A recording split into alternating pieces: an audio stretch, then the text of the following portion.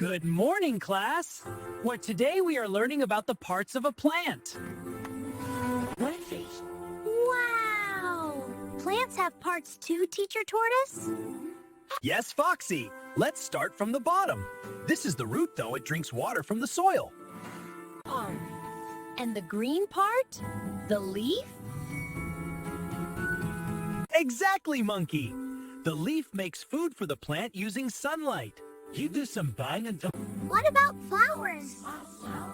The flower is where seeds are made.